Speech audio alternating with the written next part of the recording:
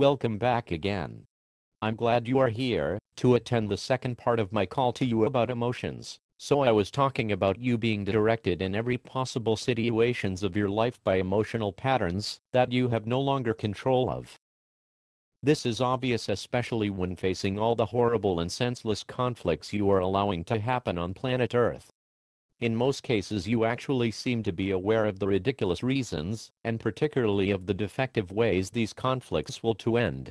If they do end, anyhow you are not able to stop them. Try to step out of your usual patterns for a second, and take a look at what is going on Earth, and you can see a billion proofs in reality that you are not the master of your emotions, and therefore you are not even masters of your own life. Even when you think you are leaving your familiar habits, for example in forgiving your partner, your child or your neighbor anything he or she has probably done to you, you are doing it out of an emotional habit. Maybe you want to feel honorable because you are giving in, or you want simply to end the conflict because you feel uncertain or afraid. In many cases you are just trying to manipulate either your own reality or the other person, which is mainly the same. But in all these justifications, you did not really, honestly, give up your anger or dissolve it, because you recognized the nonsense in it. Actually you even nourished it. This is proven in billions of situations you have already experienced. Think about a situation when you felt sad about something you have done to another person. And then you apologized to that person, and your apology has been rejected. Look at all these feelings that come up in such a moment, and which one do you really choose, and why? You will find that the only reason you wish to apologize in the first place was your urge for absolution. You will also recognize that you are always expecting and presuming a reaction when you act out your own emotions, according to your own emotional patterns and experiences. In all these cases you are using, and therefore abusing the other, to attend your own desired emotions. And you experience this joyride of emotional appearances through your lifetime, and you review this movie as your very own, adventurous, exciting lifetime. It is not. It is actually just a movie, shot on the costs of yourself, and far more on the costs of others.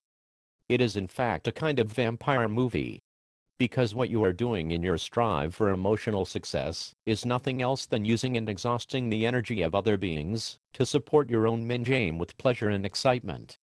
I will clarify this in more detail in another call. Though it does not seem very hard to understand, it is much deeper than expected.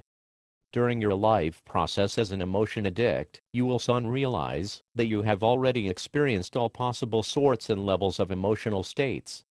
When it comes to that point, you will have to search for something to enhance your emotion experience abilities. This can be done in many different ways, whilst all of them are merely illusional. I already mentioned your ever-expanding entertainment industries during my last call. One of the worst outgrowths of your addiction to more and more entertainment, in means of enhancing your emotional experiences, derives from exactly the point I was mentioning above. There is nothing more you can actually do to outgo the instruments your entertainment industries are using on a physical plane. When you have already come to the ultimate physical limit of gloating over the pain and deaths of other beings. Please face the facts.